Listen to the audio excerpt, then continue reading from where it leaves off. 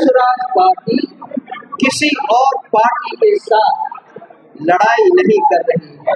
हमारी चुनाव की केवल एक रणनीति है, लोगों तक जाना, लोगों तक अपनी बात पहुंचाना। सुबह शाम की चक्री में पिसती रहती है दिन भर। माहवारी की पीड़ा हो या बीमारी की तकलीफें, किस्मत का लिखा है शायद, ये सोच के सब सह जाती है। मुख्यमंत्री भगवंत सिंह मान महिलाओं की इस पीड़ा को समझते हैं, इसलिए पंजाब के हर जिले में आयोजित हो रहा है महिलाओं के लिए फ्री हेल्थ कैंप, जहां उन्हें मिलेगा बेहतरीन परामर्श और इलाज, ताकि महिलाएं रहें पूर्ण रूप से स्वस्थ। बिहार में बदलाव लाना जनसुराज का उद्देश्य। विधानसभा की 243 सीटों पर चुनाव लड़ेगा जनसुराज। सीमांचल की धरती से जनसुराज के प्रदेश अध्यक्ष मनोज भारती की हुंकार।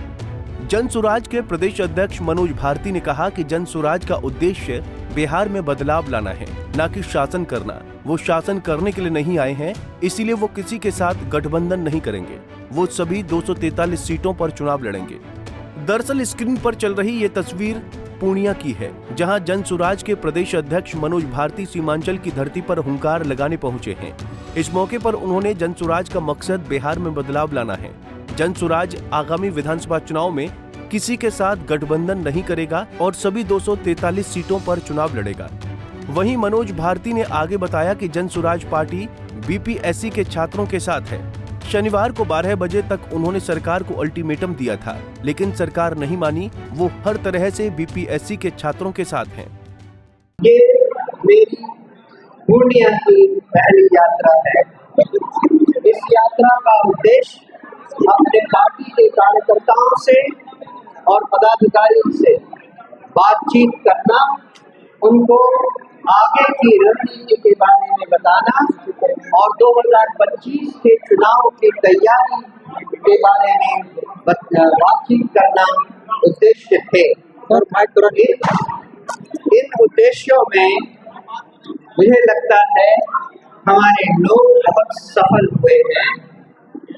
आपने जो सवाल किया 2025 के चुनाव के लिए क्या तैयारी है, उसमें केवल एक बात ध्यान रखें, जनसुराज पार्टी किसी और पार्टी के साथ लड़ाई नहीं कर रही है। हमारी लड़ाई हम खुद से है।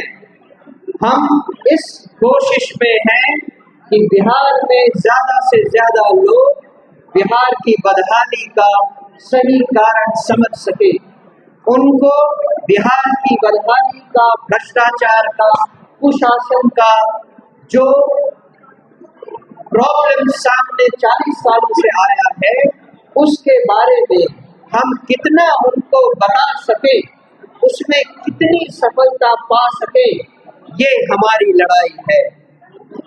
जितना हम लोगों को समझा पाएंगे, उतना अच्छी तरह से हम 2025 के चुनाव को जीत पाएंगे।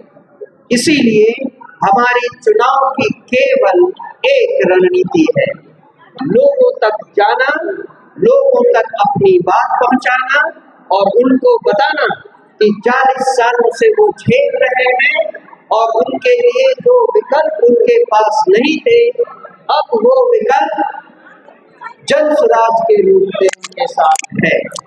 यही हमारी रणनीति है। कुछ मैनिफेस्टो वगैरह तैयार किया गया है? मैनिफेस्टो तैयार होगा जब फरवरी अंत में हमारे पार्टी का विजन डॉक्यूमेंट आएगा, उसकी बेसिस पर मैनिफेस्टो बनाया जाएगा।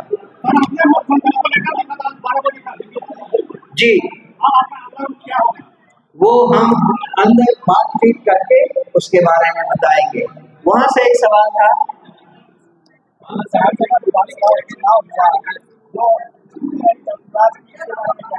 जी, वो जो 4 उपचुनाव में हमने भाग लिया, वो एक बहुत ही महत्वपूर्ण स्टेपिंग स्टोन जिसको कहते हैं, वो साबित हुआ है। हम उसको एक प्रोबेशनरी पीरियड की तरह लेते हैं, जिसमें हमने जो कोशिशें की उनमें क्या कमियां रह गई उसको हम लोगों ने सीखा। आपको मैं एक सिमली देना चाहता हूँ। जब बच्चा खड़ा होता है, जब जन्म के बाद चलना शुरू करता है, तो पहले वो घुटनों के बल चलता है, फिर वो उठने की कोशिश करता है, 2-4 बार गिरता है, फिर चलना शुरू करता है। मैं आपको विश्वास दिलाता हूँ कि जनसुराज पार्टी का जो ये उपचुनाव था, वो ये वही कोशिश थी जिसमें बच्चा उठकर चलना सीख रहा था। आपको पूरा भरोसा दिलाता हूँ 2025 के चुनाव तक ये बच्चा इतनी तेज दौड़ लगाएगा कि बाकी सबको पीछे छोड़ देगा। वो रणनीतिकार है, वो बिहार को पिछले 8-9 सालों से जानते हैं। वो अपनी बात उन आंकड़ों के हिसाब से बता रहे हैं जिनका उन्होंने इतने सालों से अध्ययन किया है।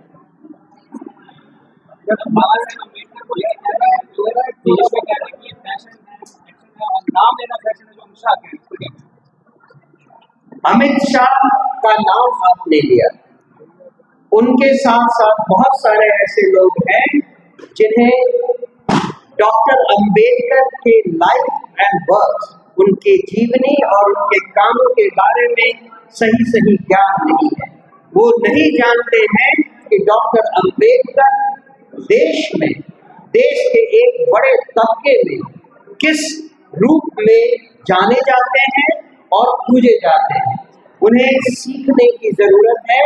आशा है कि हम जो आवाज उठा रहे हैं उससे उन्हें इतनी सीख मिलेगी कि आगे से वो ऐसी गलती करना नहीं चाहेंगे। बता दें कि बिहार में विधानसभा चुनाव भले ही अगले साल हो, लेकिन सीमांचल में इन दिनों सियासी पारा काफी गर्म है। महज कुछ दिन पहले आरजेडी नेता तेजस्वी यादव ने कार्यकर्ता दर्शन सह संवाद यात्रा के दौरान पहुंचे थे और सीमांचल को अहम बताते हुए आगामी विधानसभा चुनाव में सीएम नीतीश सरकार को उखाड़ फेंकने की बात कही थी। अब देखना ये दिलचस्प होगा कि जनसुराज की सीमांचल में इस धमक से मतदाताओं को गोलबंद करने में कितना कामयाब हो पाते हैं।